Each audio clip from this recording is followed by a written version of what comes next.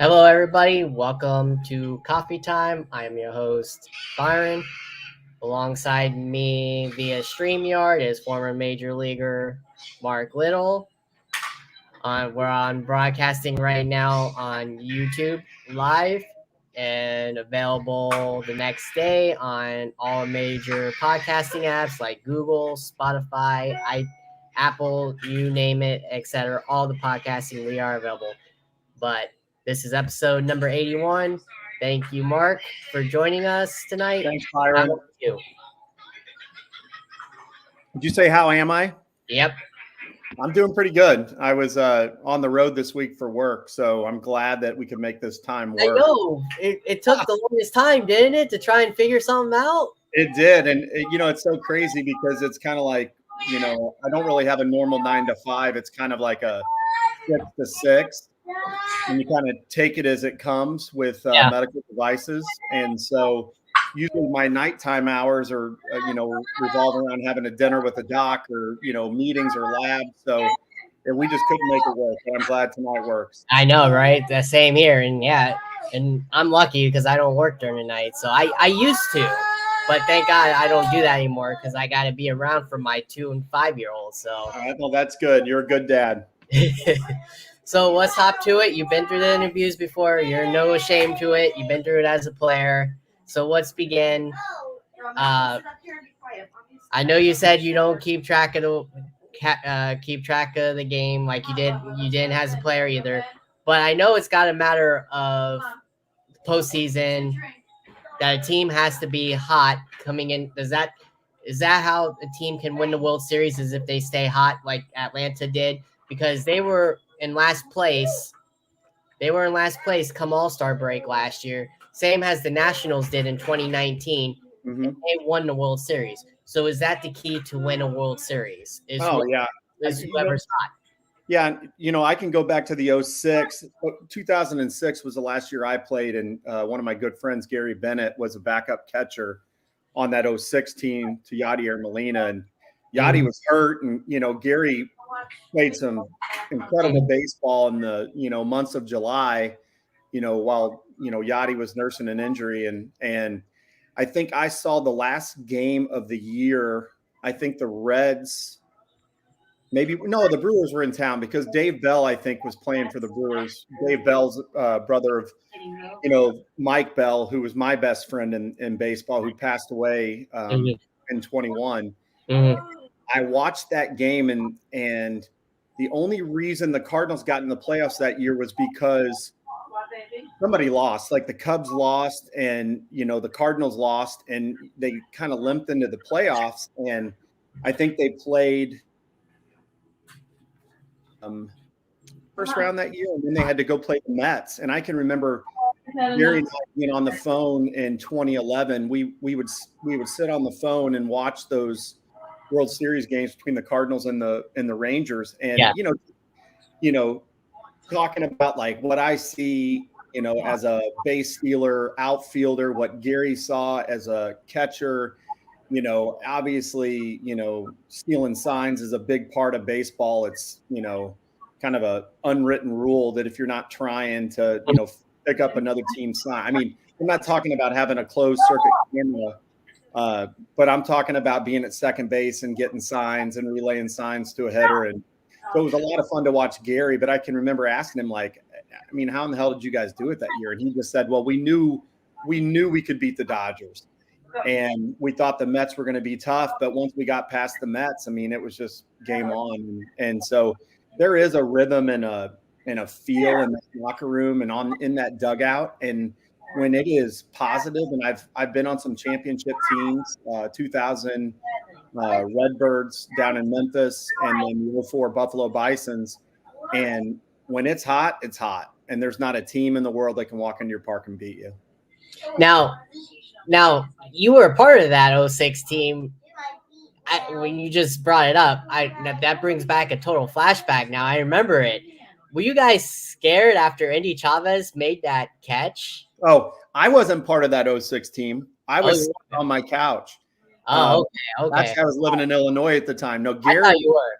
No, Gary Bennett was a part of that team. And so, yeah, I mean, I watched those games with intent. Whenever you have a player that, I mean, I play with Albert Pujols, so it's still great to watch him, go after and chase records. And, he's one of the last ones standing that, was a guy that's still playing, I'll say, from my era. But no, Gary, I mean, you should get Gary on this podcast. I'm sure Gary can tell you some great stories. Yeah, I'm trying to get out to him, but I've gotten no luck so far. Oh, I'll get him. I'll get him on your call. Probably because he works for the Cardinals, and I'm sure they've been hush hush since the lockout. No. Well, he does. I mean, he's actually employed by a medical device company, Smith and Nephew. So, I helped him. I had gotten into medical device before Gary, and so it kind of. I don't think I really tutored him on the interview process, but Gary has been in medical device for a while. Gary would love to come on your show. Perfect. Thank you. I'd appreciate that. We'll exchange that after the show, and we'll talk about it in future reference, but let's get right to it. Like you said, that's why I brought that up, because you mentioned 06. So I thought you retired in 06. So I thought you were on that team. No, you said you were on your couch, but do you remember that couch? Do you remember that play with Endy Chavez in 06? Oh yeah, definitely. And, I think it's just one of those things where, there's all kinds of, hills and valleys, or peaks and valleys throughout a season and throughout a game even. And so, I think that just shows you how powerful it is. Like when you think you can beat somebody, you're going to beat them. And, baseball is, it's so difficult, and there's so many challenges. And I think the mental, hurdles that we faced as players, once you can overcome those, the physical things, come pretty easy. Yeah, I think that was like one of the final years of Shea Stadium before they built City, wasn't it? Before they built Citi Field? I don't know why I feel like Citi Field came around in like 2009 or 2010, but it was somewhere around there. Yeah. Yeah, it was like definitely the last of the good, Met teams, obviously, the Mets have kind of had a tough run of things, but that was a fun series to watch. It was fun to watch Adam Wainwright come in and close. I'd faced him, 05, 06 in AAA, and, really a, creative, crafty pitcher, kind of relied heavily on the sinker, and he comes into that game and he's throwing like 96, 97. So, pretty awesome stuff to watch. So you played for the University of Memphis in college before Memphis State. Oh, okay. So I'm dating myself. It was Memphis State. It was Memphis State. Okay. We were the last team that plays Memphis State. So you played there. What was your stay there? How'd your stay go there before you ended up getting drafted by the Rangers? Well, I'm really proud of the fact I went to junior college. There's a lot of, I think I've talked to enough parents and used to do a lot of hitting lessons when I was back in Illinois with my good friend Tim Funkhauser, who is the head coach at Edwardsville High School, and has had a really successful run over there, won a state championship a couple of years ago.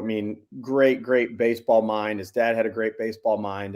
And so I think, I was trying to play basketball and baseball in college, and every opportunity that I had to play basketball, they had a crummy baseball team, and vice versa. And so I ended up going to Lakeland College in Mattoon, Illinois. That was the greatest experience that, I've had, I think, well, especially up to that point. But you go from, a very few college coaches kind of watching you play in high school. And, obviously when you come up against a big arm or, a guy with a big bat, you get some pro scouts. But, junior college is flooded with, professional scouts. And every day, there's 6 or 7 guys, watching you play. And so I felt like that experience kind of put me onto the map. I could run, and there was a lot of people that didn't know I could run.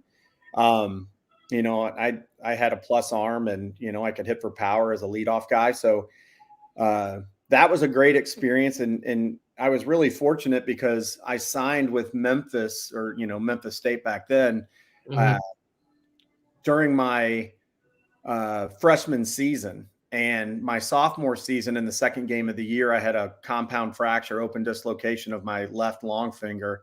And I couldn't play for a month. And when I came back playing, I had to like wrap Theraputty into my bat just so I could hold on to the bat with my hand. And I mean, I still can't like bend my fingers all the way together. And so I was fortunate to have gotten that opportunity after my freshman year because I didn't really have that great of a sophomore, campaign. So went down to Memphis and made some really, really good friends. We had two really good teams in 93 and 94. I think we won 42 games in 1993 and then won 52 my senior year. And so got a chance to go to the regional back when there were only 8 regionals. So you had 8 regionals with, obviously 6 teams in each one. So it was, a lot different than it is now. But, hoorah for college baseball right now with the lockout. And, I mean, great. Those guys are going to get a ton of, publicity.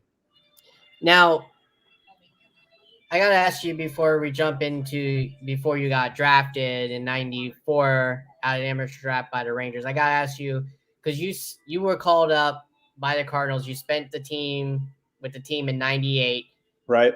With the home run chase with McGwire and Sosa. What do you remember about that home run chase? And do you think that was good for the game? Because I know that was defined as the steroid era and always will be. I think it will be because that's unfortunately how my era will be determined is with steroids, unfortunately. Yeah. But do you think that helped or hurt the game knowing that they took steroids? I don't think it. I mean, I don't know. I guess it's one of those things where, I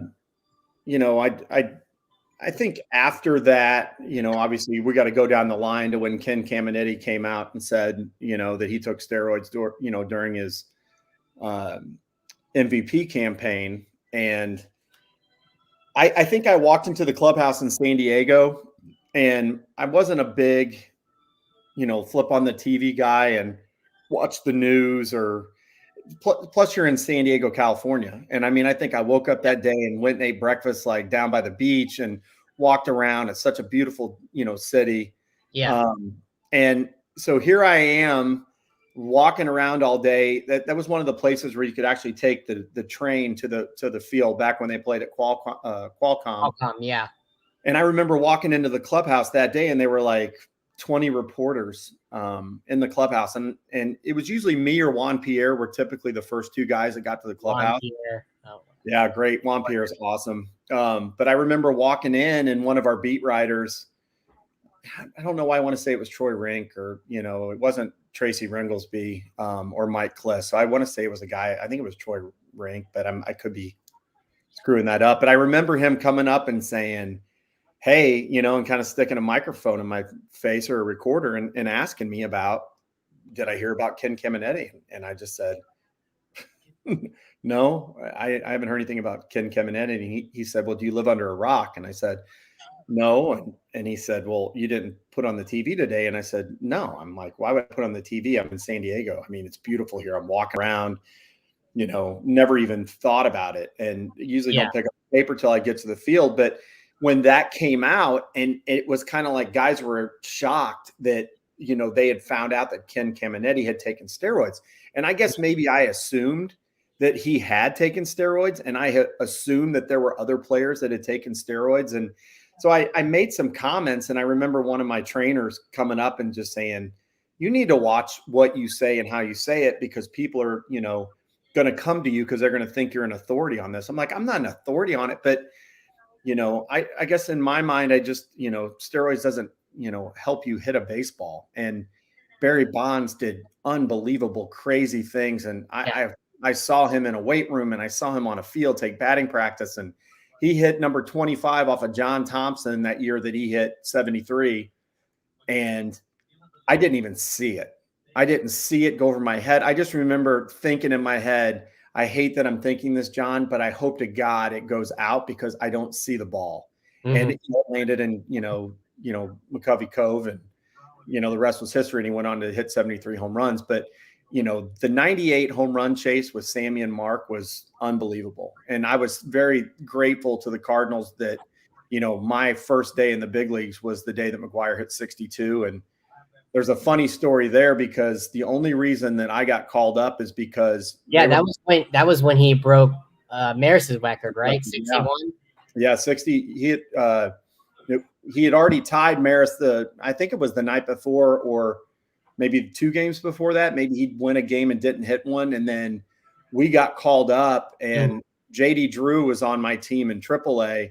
And Galen Pitts called me into his office and said, hey, they're going to call you up. And I'd had a bad hamstring. And they said, it's going to be contingent, activating you is going to be contingent upon you passing a physical. And I'm like, yeah, I understand that. But he's like, hey, we got a favor to ask. They were like, there are no hotel rooms in St. Louis. And JD Drew is getting called up too. And would you and your, it was my fiance at the time, but, now my wife, but it was like, will you guys take JD to St. Louis? And can he stay with you at your in-laws? Because we were staying at my wife's parents' house. And so that I joke that the only reason I got called up was because JD Drew needed a place to stay that night. So that's another good player too. He lasted a while too. Unbelievable. I thought he was going to be the next Mickey Mantle. I did too. He was a good player. I watched him when he first got called up. Yeah. So just country strong. I know. He's another one that I've been trying to get up to on here too. So. Oh shoot! Yeah, I don't really talk to JD too much. I don't know if I can. He's a tough guy to get a hold of. If JD sees this, so JD, myself, and Placido Polanco were all on a baseball card together, and the only way JD would sign the card is if I had already signed it, because I was real big on like people saying please and thank you and being good people. And so if JD had seen that I had signed it, JD would typically sign it as well. So if he sees that I did this podcast, maybe that'll be your hook. Maybe, but yeah, he's tough to get a hold of. Like, I bet he is. He is. He's like you say, he's out there somewhere. Like you said, country strong. So he's out there somewhere doing something. He's probably somewhere in South Georgia. That's my guess. So now I got to ask you then, since we got into that, you were part of that chase. It was amazing that year that you were called up between Sosa. Now, when they competed against each other, I think it was when he hit, what was it? I think it was, I don't know if it was 70 or something. It was at Busch. And he was against Sosa. And it was with Sosa was on the other side, I think. Yeah. Were you there for that, or were you? I was there for home runs 62 through 70. Okay. So yeah, there were a lot of weird things that happened that year, because I remember there was like a rain delay and it should have been a complete game, but McGwire was still in it, and yet they still did a continuation. Maybe that was a game against like Pittsburgh. Like they did some little fluffy things with the rules that they wouldn't have typically done. But I went back and watched that show, and it had to have been during COVID because I think that's when it aired. But I don't think I realized at the time that Sammy, was actually ahead of him by, 3 or 4 home runs at one point. And obviously, I mean, if you've ever been to Wrigley Field in the summertime, but I haven't. That wind starts blowing out of the south, and the balls just fly. And so, I think it's pretty amazing that, Sosa, because he was hot, and that he didn't, win that home run race. But you could just see the camaraderie. And I mean, obviously when he hit that home run, Sammy's coming, out of right field, and, they're doing the McGwire, punch to the gut, deal. And how'd you feel when he tied it? When he tied McGwire, when you guys faced off that year? Yeah, I mean, I don't know. It was like, that is a blur to me. I don't remember that. Like, you tell me that he did, and I believe you, but I don't remember that. It was such a weird situation for me because I, had come up a Ranger. Mm-hmm. If, I would have come up a Ranger and been on, in the dugout, and Will Clark was in a home run race like that, it would have been awesome because, I had been on, a van ride with Will Clark, getting a start in left field in a game in Sarasota. And I get a ride back with the starters, like with Will Clark and Bobby Witt. And, I felt like I belonged in that organization. And once I came to the Cardinals, there were guys that, Joe McEwing had gotten called up that year, and I'd played against Joe McEwing in the minor leagues. And, I'd played against Louis Ordaz and I played against Placido Polanco, and they were all up at that time. And there were a handful of pitchers that I had played against, but I didn't know anybody. And the only person I really knew was JD. And, we would sit together on the planes but I remember when McGwire broke the record 62, the last two guys that were in the dugout were me and JD. Mm-hmm. And we were like, well, I guess we need to go out on the field and slap hands with them. But I can remember throwing up a hand, and McGwire didn't give me 5 back. And then, 4 different times passing him in the dugout, he gave me 5. I mean, he was excited. And I mean, I think that that's powerful when, somebody like him, and, he is an amazing guy. He really is. And that whole time in September, every day you'd show up in the locker room, there would be like a bag from somewhere. And it was probably somebody that said, hey, Mark, we're going to give you, some shirts or whatever. And he was like, no, you're not going to give me shirts. If you're going to give me something, you're giving all my teammates. And that's what they did. And, I remember watching him, like he would take an ice bath after every game and they would just stack baseballs up in boxes in front of him. And he would just sign and sign and sign. And I guess that whole time, I've never been a big autograph guy.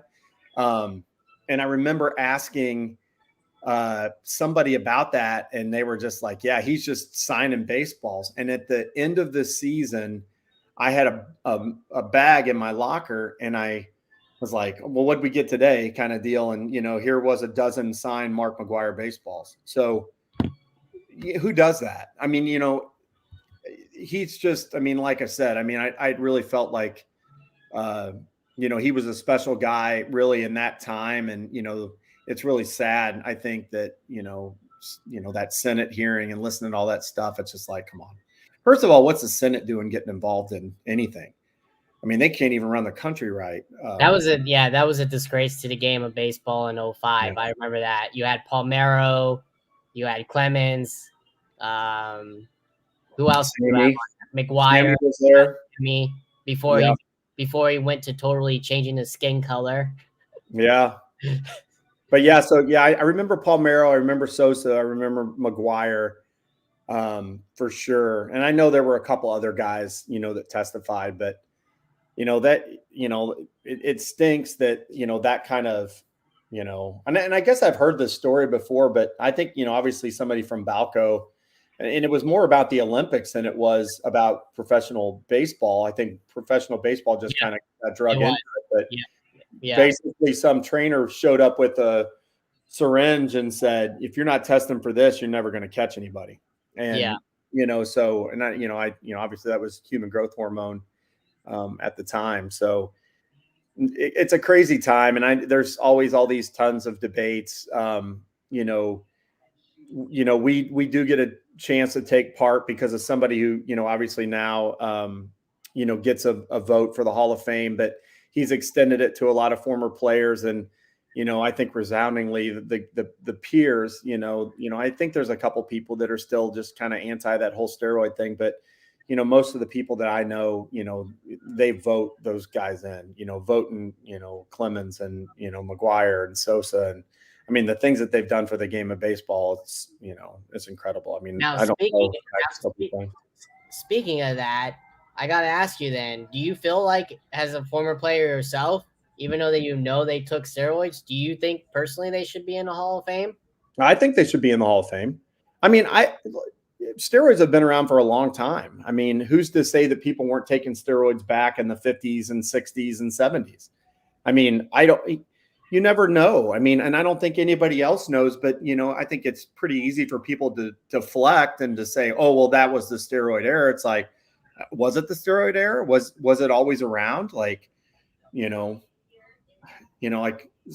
think somebody asked me, like, well, did you ever see anybody take steroids? I'm like, no, I didn't see anybody take steroids. I never saw somebody in the locker room, like, taking steroids. But, I think it's just one of those deals with, how the game has evolved and obviously the money. I mean, I don't think any of the owners cared that players were taking steroids or like they cared about their health or well-being.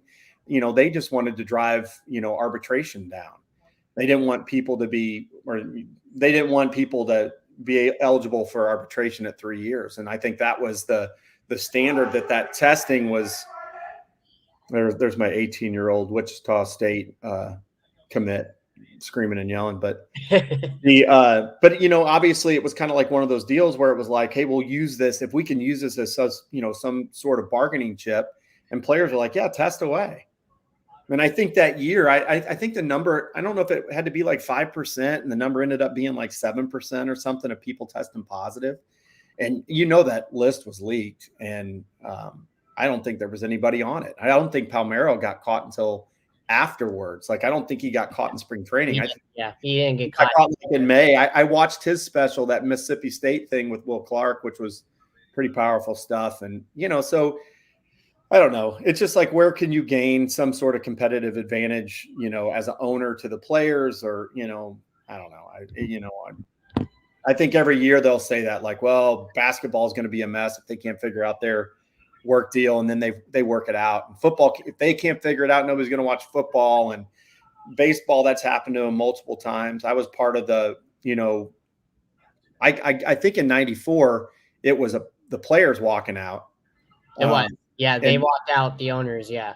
And so, but I can remember all of a sudden I was playing in the New York Penn League that year, and we show up, we don't have any baseballs, and we don't have any bats.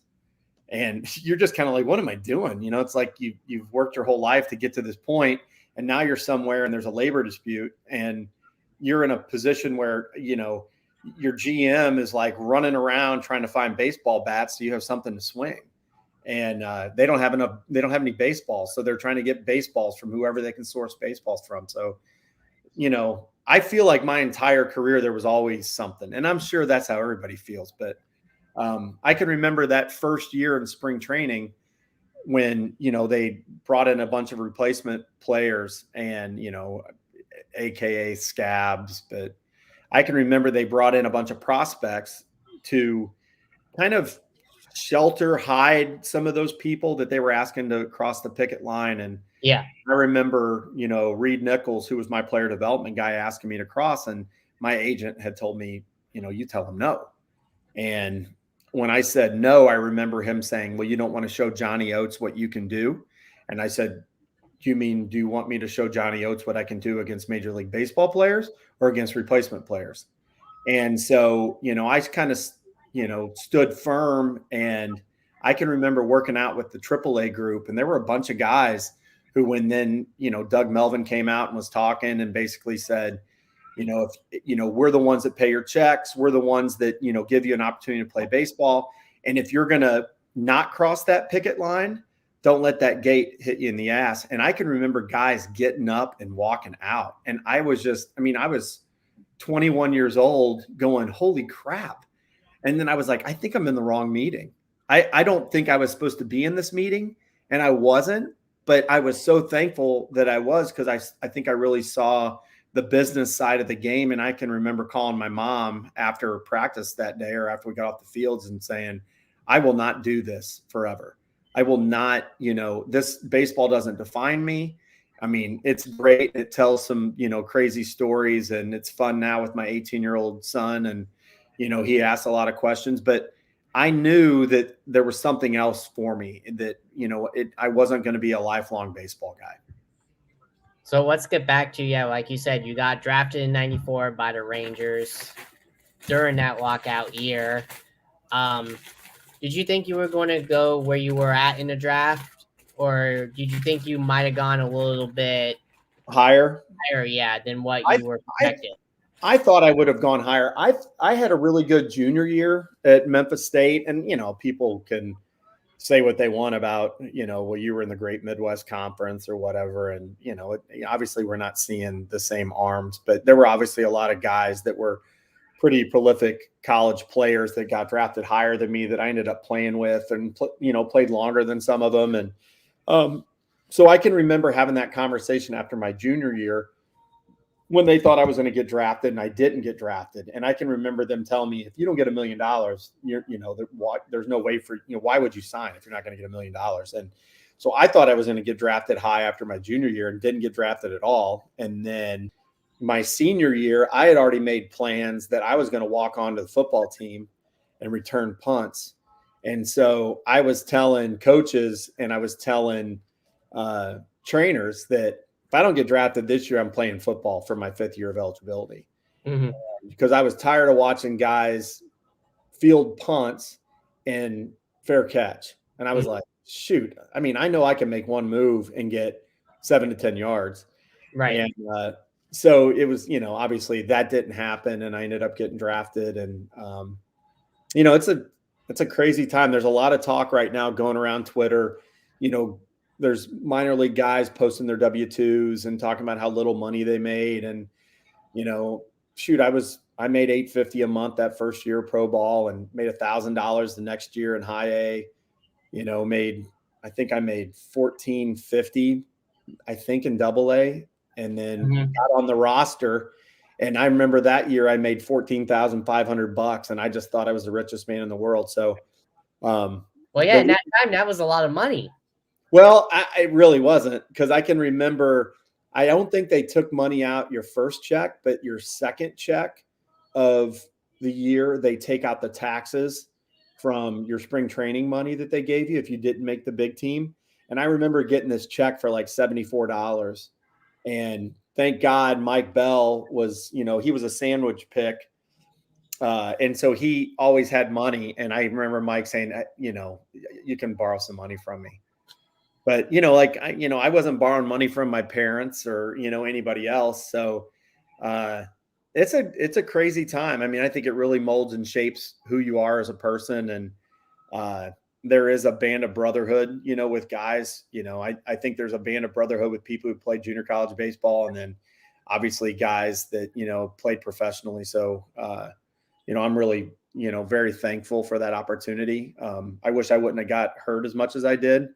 I only knew how to play one way. And I think, if I could go back, there's probably some things that, I would change, but, I'm really appreciative of my time in professional baseball. Now, you stayed in there for 4 years, didn't play, unfortunately, in majors with the Rangers. Right. But this was a big trade you were a part of. These are some big names.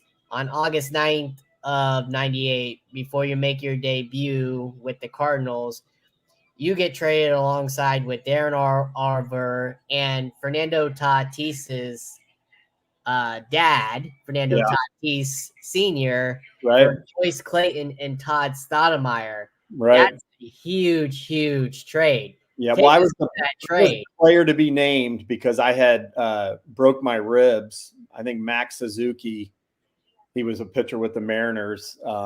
He made it to the big leagues, but I think he hit me with like a 98-mile-an-hour fastball and broke my ribs. And so I was kind of nursing some broken ribs. And I remember saying, I can play, like, let me play. And they were like, just go one more day. And so I'd go one more day, and then I'd say, hey, I'm ready to go. And they'd say, hey, take one more day.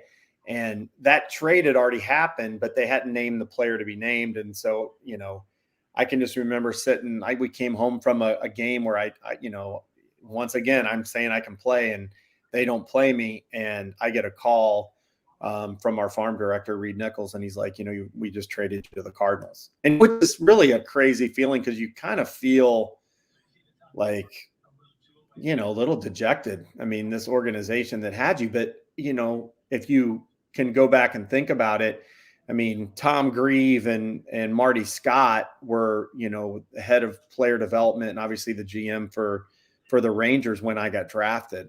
And when after the 94 season, the Baltimore Orioles staff really became, the Texas Rangers. Doug Melvin became the GM, Johnny Oates became the manager.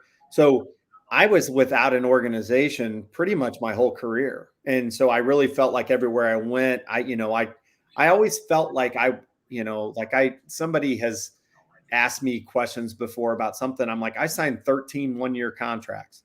I never had a multi-year deal. I played pitch to pitch, game to game, my entire career. And, I think sometimes that gets the best of people. I just tried to make the most of it.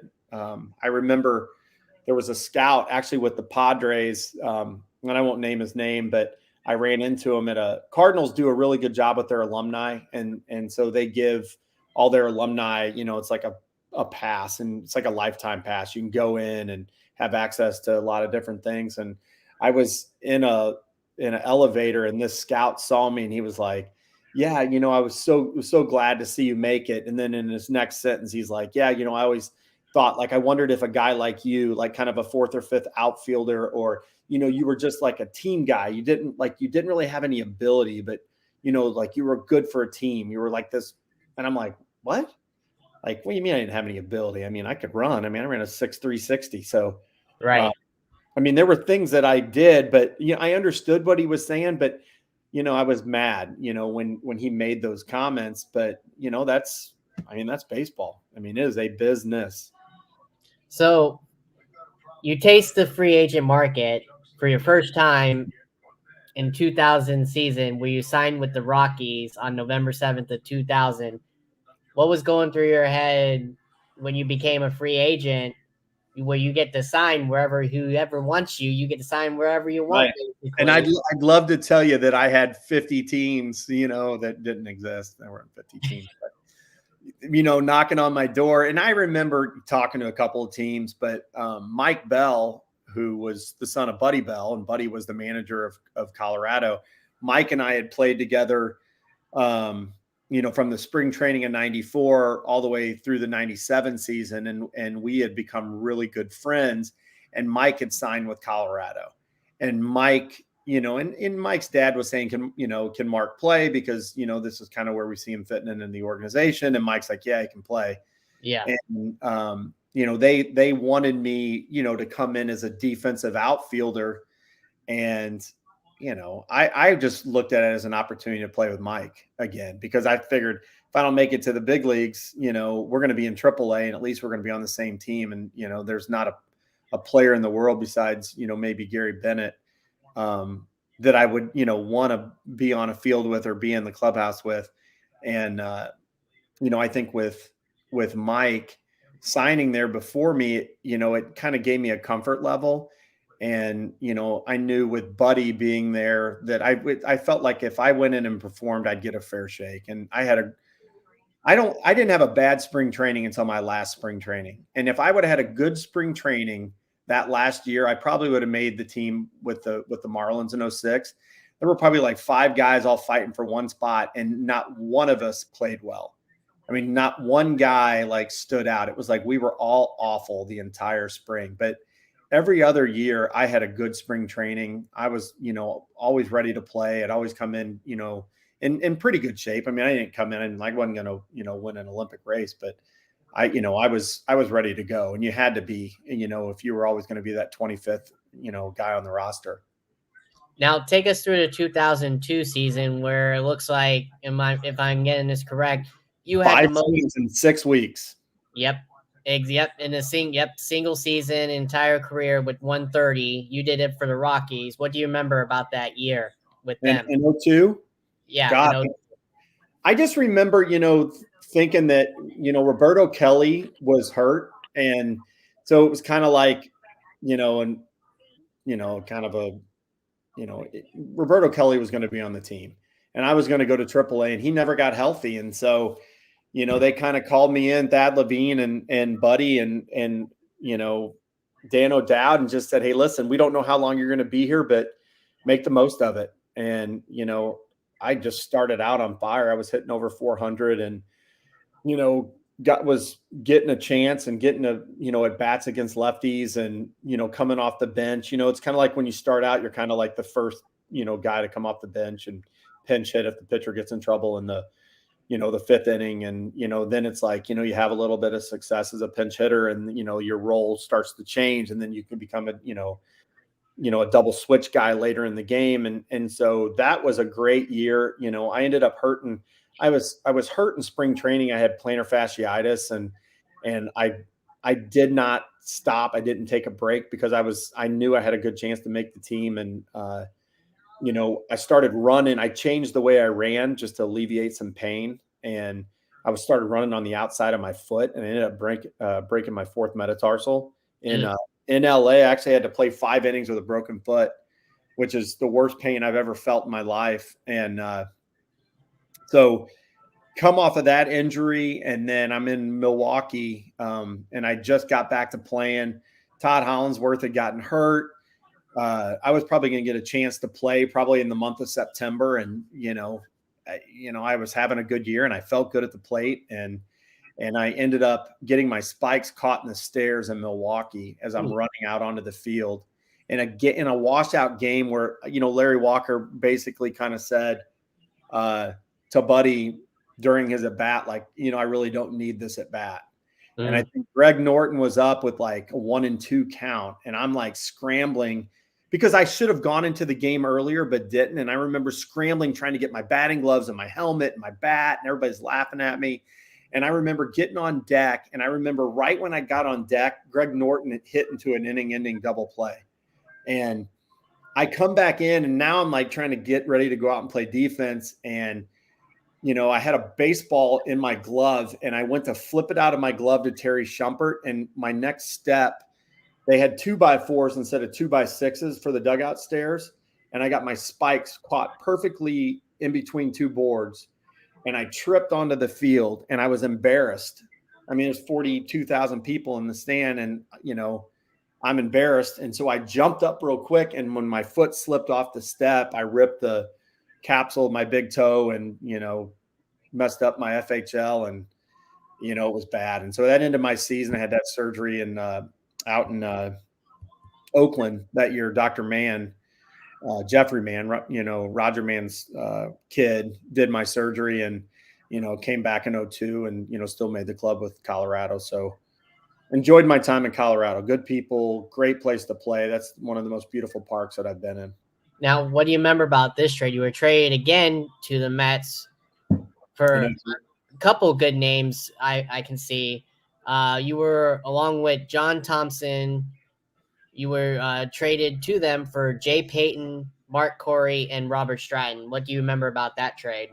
Well, I remember playing in the Hall of Fame game in Cooperstown. That's, back when you actually played the game in Cooperstown. And so, I think I ended up, I saw it actually because we went to the Hall of Fame when my kid was 12, and we went to Cooperstown, and the curator for Cooperstown, I had called him before I got there and said, "Hey, I'm going to be there." And he was like, "Is there anything neat you want to see?" And I said, "No, there's nothing really neat that I'm interested in." But, my father-in-law is a huge Roberto Clemente fan.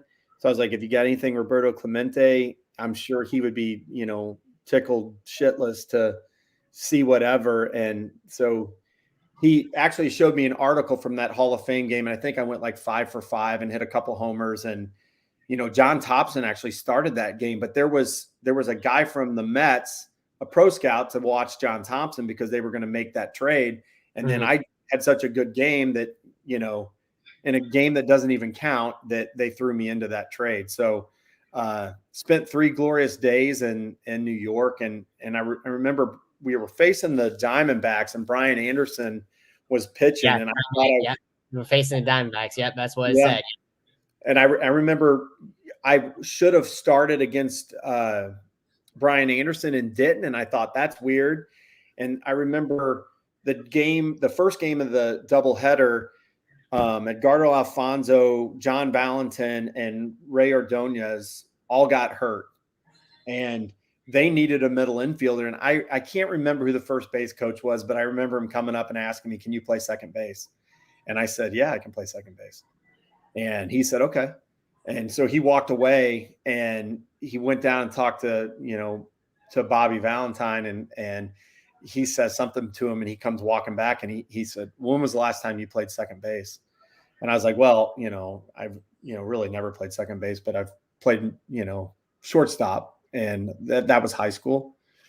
And so anyway, that as soon as I said that, I knew something was up. And so we'd been at the park for 15 hours that day after the doubleheader, and I remember sitting around waiting because I knew something was going to go down. And so they ended up calling me into Bobby's office, and was it Steve Phillips? I don't know. I was always Steve Phillips was the GM, and it was Bobby, and the traveling secretary was Jay Horowitz, who's an awesome man. And I remember them saying, hey, listen, we're going to put you on waivers. There was interest in you at the trade deadline. We think that, you're not going to clear waivers. So we just think you should go back to your hotel and hang out. And my daughter, had just been born that year. She was, like 6 months old. And I said, no, I'm not sticking around in a hotel in New York City. I said, I'm going home. Yeah. And so they said, or you can go home. And so they flew me home, and I went home. I was actually home for like 14 days because I ended up accepting my assignment to not forfeit my money. And I went to AAA in Norfolk, and I think I played in 2 games and then got traded to the Diamondbacks. So I think I was with the Rockies, the Mets, the Norfolk Tides, went to Pacific Coast League to play for the Tucson Sidewinders, AAA for the D-backs, and then about 11 or 12 days later got called up to the big leagues with the Diamondbacks. So I think I was with 5 teams in 6 weeks. Now, take a 2-part question. Take us through the day that you get called up for your first big league experience with the St. Louis Cardinals. How'd that experience go about? Who told you were being called up? How was that in that day? Were you like that in that day when you first found out you were getting called up? And when did you ever get your first hit in the big leagues? Oh, wow. So I think I was. And hold on, do you remember who it was? Yes. And I want to say, I'll answer that first, but is it Javier Martinez? Yes. Do you see that? Yeah. Yes. Pittsburgh Pirates. Can't tell you the day. I'm going to guess that it was September 20th. I don't know. Something like that. But Galen Pitts, I was telling you that story. I had hurt my hamstring. We were in a playoff race in AAA, and I hit a ball off the pitcher's leg, and the ball's, going over towards the first baseman. And I'm like trying to leg out a hit, but we're in a game that, we're maybe a half game back. Yeah. It was pretty tight with like Oklahoma Redhawks, I think, at the time. And I ended up pulling my hamstring on a hot, summer day in Memphis on a 150-degree turf. And so when I got the call up, I was pretty disappointed because I was injured. And, me getting activated on the, 40, basically the big league roster, but, I was on the 40-man roster. Yeah. Getting an opportunity to play was if I was going to be healthy. And so I had to pass a physical. So, it was kind of a little bittersweet. Galen Pitts was our manager, and, Galen was awesome. A lot of those guys with the Cardinals, just, good, wholesome, dudes. They did have a lot of guys from California. So I learned how to play dominoes, which is always a lot of fun because we play a lot of dominoes around the table at Christmas time when we go home to Illinois for Christmas. But Javier Martinez, I remember that game. Chris Peters, I got to start. I think he was starting, and my first at bat, I just hit a missile, like kind of into left center field, and guy made a good play. And my next at bat, I smoked a ball, to right center field, and then I can't remember what maybe I did in my third at bat, but I had 3 really, really good at bats and had nothing to show for it. And that ball, there was actually somebody from Edwardsville, which I was about 20 minutes from St. Louis. They were up in the left field bleachers, or like upper deck left field, and they sent me a picture of it. And you can see the third baseman diving and the shortstop diving in the hole. And this ball, I mean, it must have been a 7 or 8 hopper that made it through the infield. It was the worst hit the worst hit ball I had of the night, but that was my first big league hit. So I think I was one for, I don't know, maybe 12 or 1 for 13 that year. I don't know. I played Randy Johnson twice. Do you remember who your first home run ball was, and did you get to keep it? Do you remember who that was off of too? Chris Peters, Montreal Expos. That was a game that, like, I don't even think I was supposed to play. I think Larry was like a late scratch. His back, or I don't know if there was something with somebody in his family, but they kind of told me about 20 minutes from the game, you're playing. And I remember Denny Nagel's locker was right next to me, and he's just, giving me grief, the whole time. But, I got into that game, and I remember my first at bat, there was a runner on maybe second base, and all I was trying to do was hit a ball the right side. And I hit a ball, and I hit it pretty well. And I thought, well, if nothing else, it's going to be a sac fly. And it went out. And, I think I hit a double in my second at bat. And then my third at bat, I hit a single. And maybe my fourth at bat, that's when people started talking to me about the cycle. And they were like, if you hit a triple or if you hit a double, just keep running. And I think I grounded out, or maybe, hitting a fielder's choice or something, my fourth at bat. And my fifth at bat was actually against Uguth Urbina. And he was throwing, 97, 98. And I can just remember, watching the at bats before me, thinking I was going to get a high fastball. And I was just like, I'm just going to get on top of this. And I hit a ball in right center field. And I was thinking triple. And I had hit for the cycle before, like in college or, somewhere. And so I can remember, it being like a fluke, when it happens. And I think sometimes it's like you need a little luck on your side. And I hit that ball to right center, and I thought, that's a triple. I mean, there's no way that that's not a triple. And it went out. So I ended up with a 2-homer game instead of the cycle.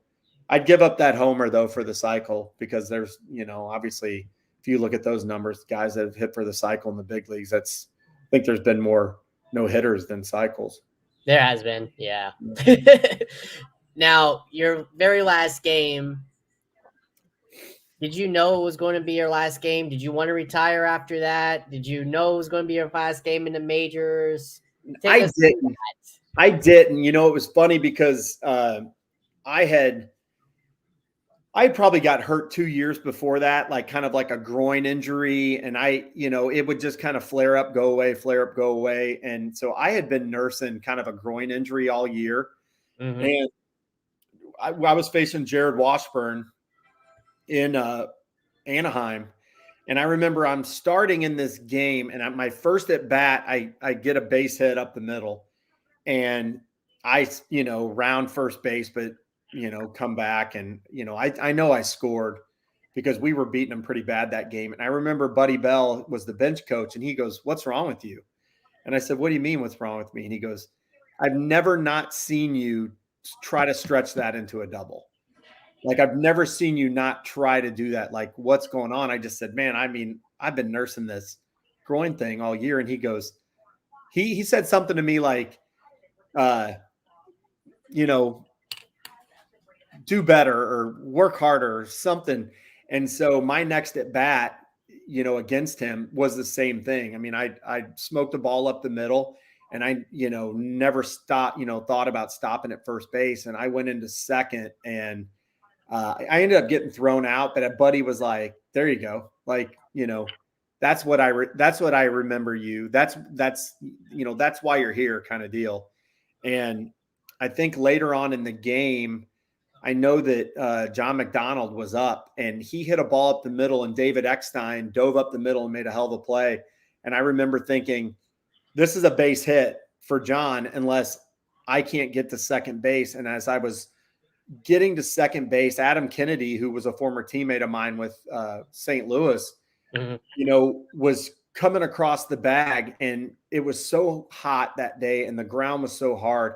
I remember thinking, I'm going to slide through the bag, and I'm going to take out Adam Kennedy. And it looks really bad because we were winning by 9 runs. And I tried to like roll over on my left side, so when I got to the bag, I could stand up. And when I did, I kind of did the splits, and I just blew my groin, which I probably tore my labrum in my hip, because my hip has been bad ever since. And, I used to do a lot of hip arthroscopy and for a medical device company. And so talking to those surgeons, they're like, yeah, there were a lot of misdiagnosed labral tears back in 2000, before 2005. And so, I think at that point, I didn't really think much about it, but, I was playing on waivers that day, and they had already called up Grady Sizemore. And so Buddy knew I was on waivers. Buddy was just saying, lay it all out on the line. So, so yeah, I don't think at that point I thought, this was going to be it. We, ended up going back to AAA. And, the Indians took me off the roster after that injury instead of putting me on the 60-day DL. And I can remember Eric Wedge having that conversation saying, you don't want to go on the 60-day DL. And I'm like, I don't, because, I've already been injured, but I want what's fair. I have rights, as a, member of a union and everything else. And he just said, listen, if you're hurt, and we don't have the results from your MRI yet, but if you're hurt worse than what we think you are, we'll reinstate you on the roster and put you on the 60-day DL. And they tried to do that. And I think the Dodgers had maybe tried to do that with Hideo Nomo back in the day, and Major League Baseball stepped in and said, no, you can't. That sets a precedent. And they said, you can't do that for Mark, but they said, you have to release him. And so the Indians released me. And so I ended up getting all of my money. I got all my big league money, but I didn't get the big league service time, which, stunk. But they wanted me to stay in the organization, and they wanted to take care of my rehab. So they actually signed me back to a minor league contract.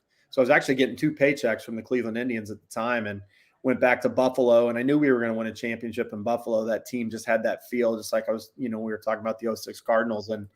And so it went back, and, we ended up winning the Governor's Cup that year, and, made some really good friends. Mike Buchkowski is, he's probably the president. I would call him the GM, but he's probably the president and general manager of the Buffalo Bisons, and the Rich family in Buffalo. And that city is just unbelievable. I mean, I was really pulling for Buffalo this postseason in the NFL, because there's just so many good people around it, and the sports fans are, just great. It was always fun going in there and playing against them.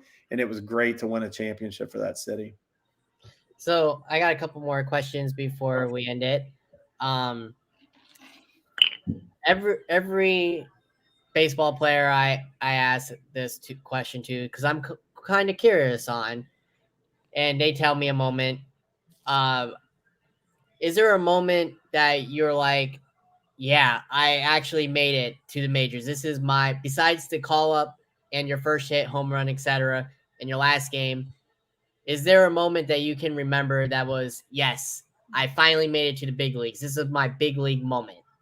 Well, I think that game that I hit 2 home runs in Colorado would be like kind of my, coming out party, or maybe that defining moment. But, I always felt like I could play, and I was a better hitter against right-handed pitching than left-handed pitching. And, it's unfortunate, like when you're kind of in tandem with a guy like Juan Pierre, Juan was going to play against righties, and I was going to play against lefties. And, there were obviously fewer lefties than there were righties, but I got used to get hit, 15 to 20 times a year. And so I wasn't afraid of a breaking ball or a fastball, or, I felt like I saw the ball better from right-handers. And so, I wish I would have had a chance to kind of play every day, because, I think it would have been different than, it's hard to sit on the bench for a week and then come out and play against, Tom Glavine or Randy Johnson. And there's guys that, like the stuff that Joe McEwing did at the beginning of his career is just phenomenal. I mean, that guy owned Randy Johnson, and, he raked left-handed pitching, and that just wasn't me. I think it's everybody's got some different opportunity, and you got to make the most of it. And obviously I got injured and didn't get a chance, to play, like kind of in an everyday role, but it would have been fun. But, I'm grateful for the opportunity. I think I remember sitting my son down, and we were going through, I think at the time, and this was several years ago. I think now there's over 20,000 people that have played in the big leagues. And I know Jeff Fry had posted, what's your number? And so you can get on Baseball Reference and you can find what your, like you were this, I had him last episode. Yeah. So you did know him. Yep. Yeah. So mine was like, I think I was the 17,000. Maybe I was a little less than that. Maybe I'm confusing the story that I told my son. Did you ever play against him? Jeff Fry? No. Nope. A little older. And I caught a lot of older guys. He might have been in Toronto maybe in 02 when I was with the Rockies and we went into play. So I played against him, but didn't never play with him. You know, I know that they were there was a big coaches association deal in Illinois. And so he was there, Gary Bennett and Bobby Stevens. And, you know, there was somebody sent me a video of an argument with Gary Bennett and Bobby Stevens. And, you know, they're talking about like, it's kind of this old school versus new school hitting. And, you know, it's such a hot topic right now. And so it's interesting. And I like listening to all the people. I try to stay out of it. You know, I think I understand where these new school guys come from, you know, because they break down video and they show what a guy's doing, but that's not what he's thinking. That's not what he's trying to do. It's just, that's what ends up happening. And so you can't teach what's happening. It's like, you got to teach what, you know, is going to help you get the bat to the ball. And so, you know, it's a lot of fun. You know, I'm sure, you know, there's some guys that made a lot of money off of, you know, teaching a new school way of doing things and, you know, maybe trying to take a kid who, you know, maybe wouldn't have a chance, but I'm going to teach you this new way and what the big leaguers are doing. And, you know, who knows? So now, like you said, you were primarily a bench player. Unfortunately, you didn't get to start a lot because of injuries. Take us through that as a mindset of a bench player. How difficult is it to be a bench hitter? Because you're cold coming off the bat. A guy that's well known for it is the DH, like David Ortiz and them. They're well known for that. Right. And Jose Canseco and all them that hit DH. But for you that was spent primarily in the NL, how difficult is it to be a pitch hitter and come off the bench? Oh my God, crazy. And I think it was Pat Kelly when I was with the Cardinals. I remember him kind of saying like, hey, this is what you need to do. You need to get up about the third inning and you start moving around. You need to at least show that you're ready to come in.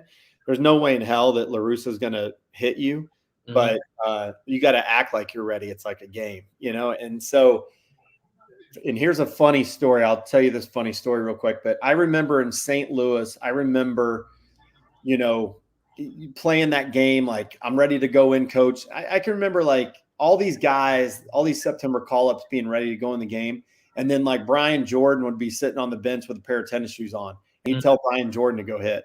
Brian Jordan's like, what? You know, like, why am I pinch hitting? You know, like you got all these other guys chomping at the bit to get out there and play. It's September. We're not in the, you know, any playoff race or anything like that. Yeah.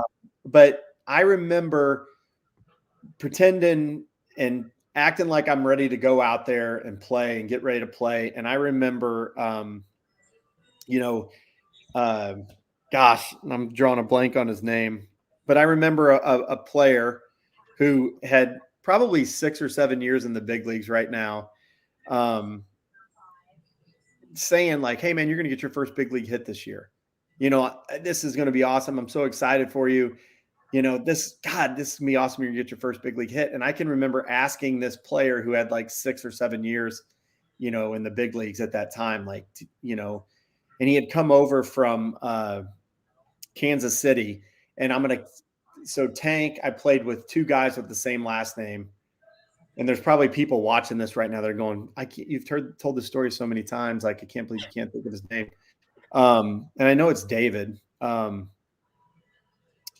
anyway, this guy had a torn rotator cuff and, you know, didn't really look like a position player. And he did all the fantasy golf and fantasy football and always had a backpack. And I'm like, this guy he must be a pitcher.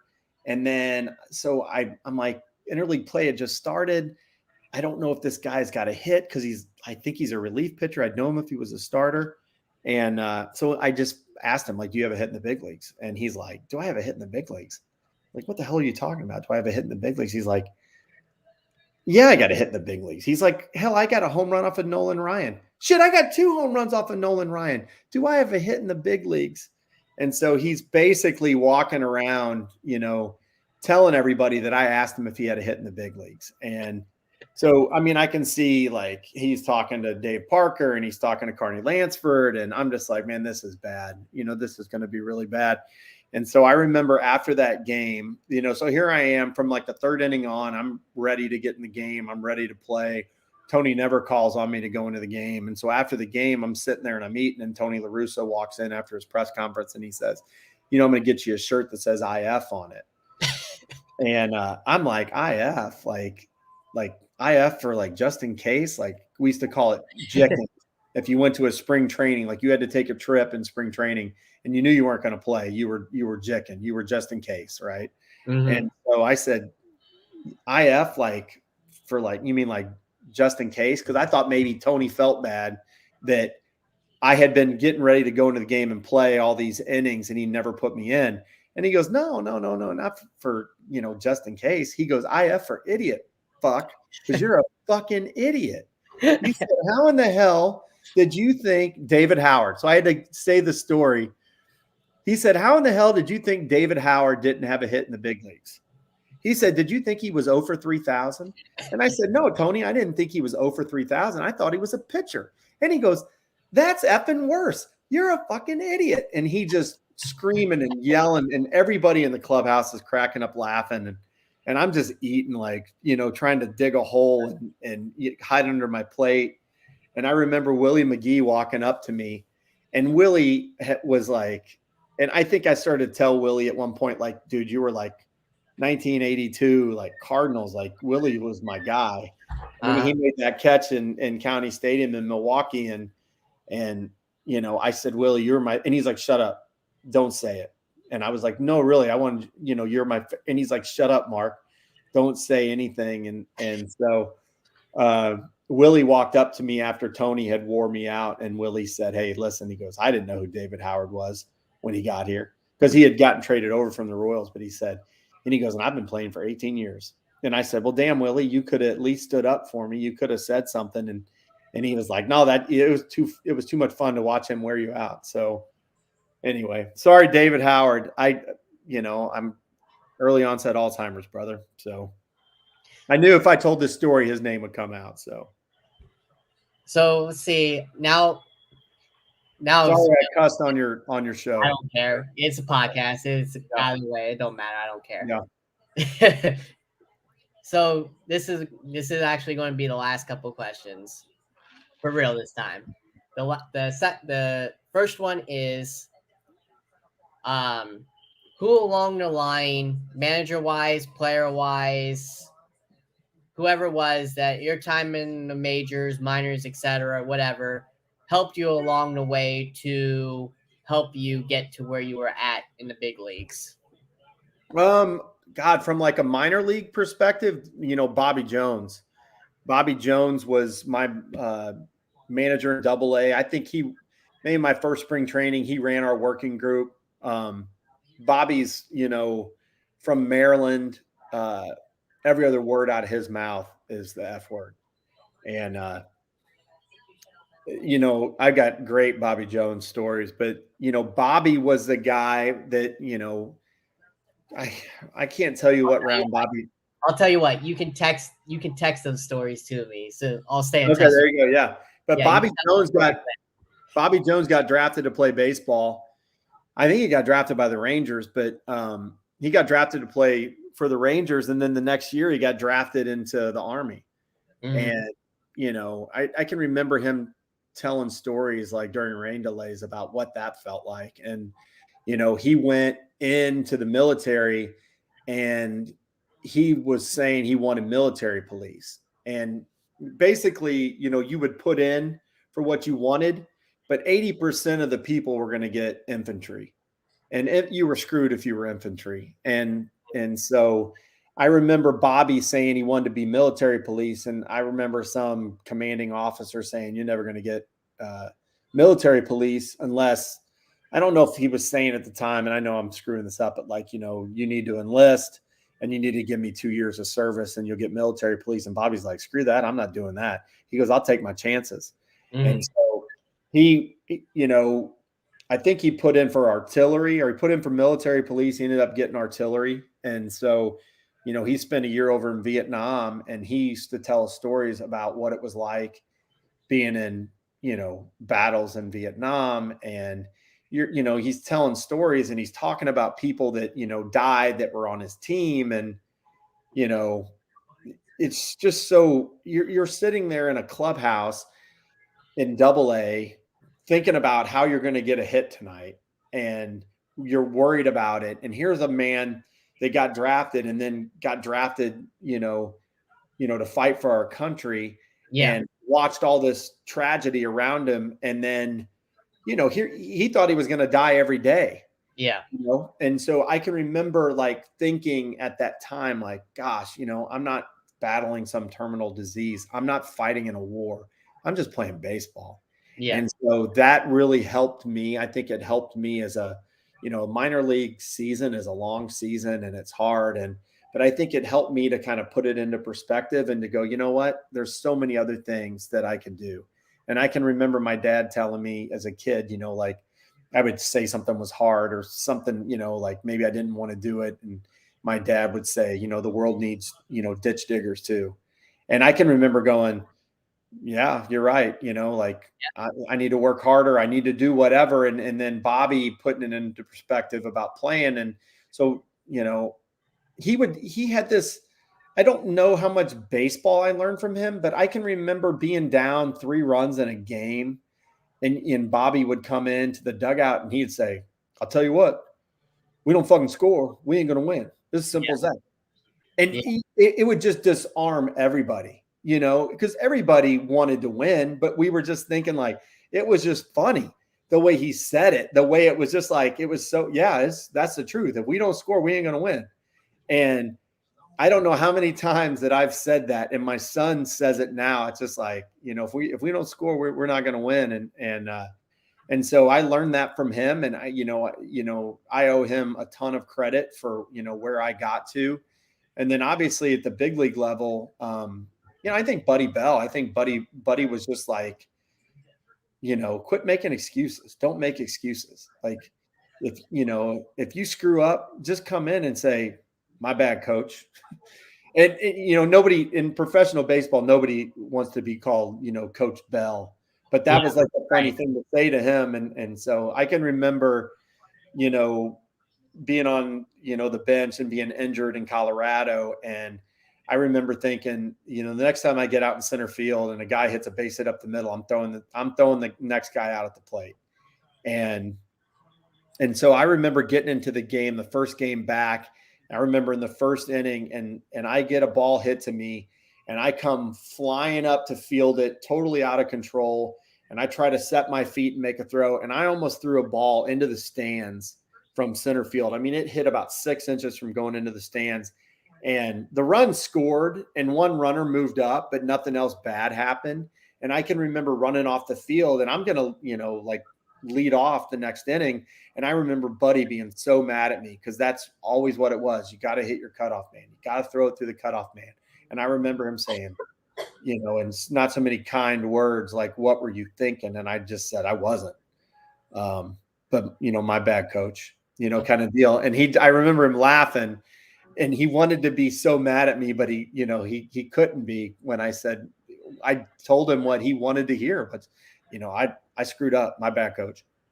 And I don't think I said it's not going to happen again because I knew it would probably happen again at some point. But I think there's a lot to be said when you finally learn, it's like, there's no excuses. You either do it or you don't do it. And if you don't do it, you work harder and you do better the next time. And don't blame something else. Don't blame someone or, something that you did or what you thought. It just own up to it. And so, I appreciate, and I think I've taken that with me in, my medical device career.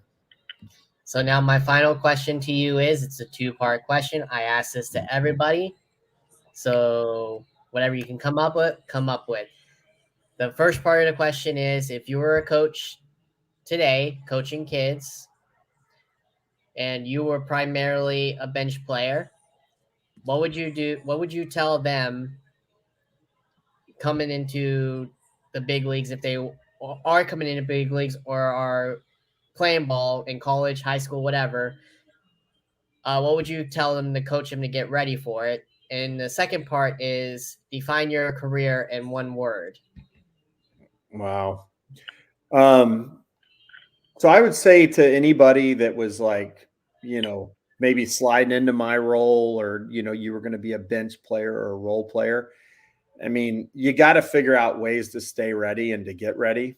Terry Shumpert and I used to have like massive cage battles where, we would sit in chairs and throw balls as hard as we could at each other, trying to, simulate speed from or velocity from a big league pitcher. Mm-hmm.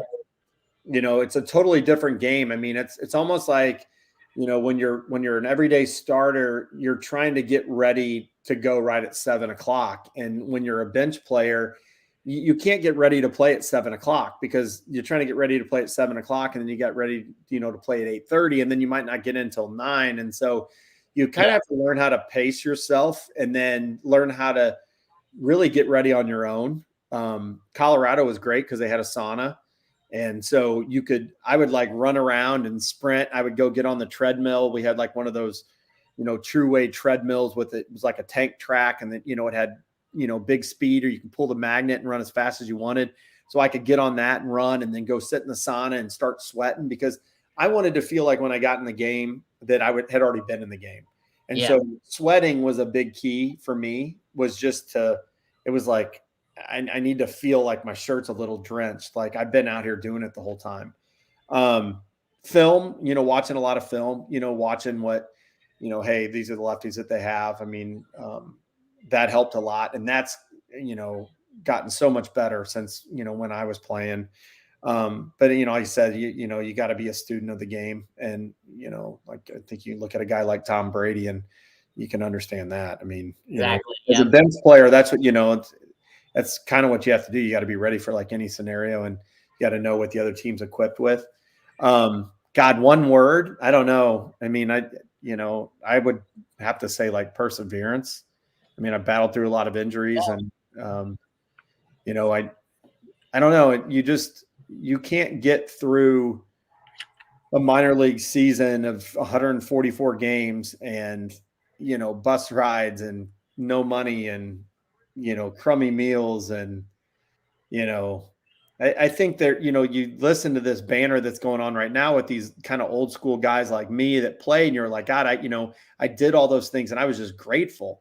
But I can also remember being in AA and making $7,000 that year when I was in AA, and I had a really good year. And I remember the Rangers saying, Mark needs to go to instructional league. And I remember my agent having a conversation with Reed Nichols saying, Mark needs to get a job this offseason. Mark doesn't need to go to, instructional league. And they were like, well, Mark was hurt at the end of the season. Mark needs to show the Rangers that he's ready to play. And I remember my agent saying something like, well, if you don't think he's ready to play and you don't want to put him on the roster, don't put him on the roster and see what happens. And I ended up going to instructional league, and, everything worked out. And I got put on the roster that year. But, that's real. I mean, minor league players, like I worked for my in-laws. They had a construction business. And I think I was the December employee of the month in 1996. And I got a t-shirt that said Attaboy on it. But that was real. I mean, I can remember like telling my father-in-law, and he wasn't my father-in-law at the time because I was just dating my wife. But I remember saying like, hey, Jeff, like I need to leave at 3:00. So what else do you need me to do? He's like, well, you need to leave at 3:00. Like you can't quit until 5. And I'm like, because I still have to go lift and I have to go hit. Yeah. And he'd be like, okay, move all those shingles from that pile over here, kind of deal. And it's like kind of backbreaking labor. But there's so many guys that came up around my time. I remember Steve Beasley, who was the head coach at Missouri, when he got called up to the big leagues with the Mets, he had this cult following of like all these truck drivers and these, welders and plumbers. And these guys were all like, they loved Steve Beasley because the Mets had run this story in the offseason. He drove an 18-wheeler for this company called Beelman, who was like an excavating company. Like they would pave a road and they would haul off the dirt that they removed, before they poured the concrete. And so here they run this story that Steve's an 18-wheel truck driver. And so I think people think well, he was a truck driver that made it as a baseball player. It's like, no, he's a baseball player and a really good baseball player that made it to the big leagues and, to make ends meet because he had a family and, everything else. And he's not making any money in the minor leagues. You got to work a full-time job in the off season. So it's, perseverance. I mean, I probably most people would say something like that. We talk about how usually people don't remember you when you leave or when you're done. Like, I don't think 2007 season rolled around and my teammates were, missing me as a player. But I think what's really important are the relationships and the bonds that you make in that clubhouse. And, as a player on a team with somebody, and, I hope that I was remembered as, a good teammate and, somebody that always had, my teammates' backs. And, I think a lot of the people that I still associate with and, that I was teammates with, I feel the same way about them. So I couldn't agree more. Well, I gotta say this before we get off. Yeah. Please follow, for who's ever viewed this, whoever is, you can help me with this too after the episode when I send it to you. Please follow me on Twitter at Coffee Time with Byron. It was fun. Thanks, Byron. Also, you'll go find Shockers, baby. There you go. Go Shockers. There's my plug for the Shockers and Eric Wedge. There you go. But yeah, good friend of ours that played with my son last year, starting his freshman season at Wichita State, and my son's committed to go there. So expecting big things out of the Shockers this year. So go Shockers. Congratulations. Yeah. So like I said, follow on YouTube as well, like most of you just seen and viewed. Follow us Coffee Time. On the same as Twitter as well, at Coffee Time. The podcast, Coffee Time with Byron. All available podcasts, Google, Spotify, you name it. Follow it if you like what you see. Thanks again, Mark. I'll be texting you. Awesome, Byron. You tell me more of those stories later on. So. Yeah, I will. And you'll have to buy my book when it comes out. There you go. And especially when I send this, share the episode too, so people can know where to follow me as well. So I will. I thank you again. It was fun. So this concludes episode number 81 with Mark Little. Have a good night and stay safe out there. Okay, Mark? I will. Thank you. No problem. See you. Bye. Bye.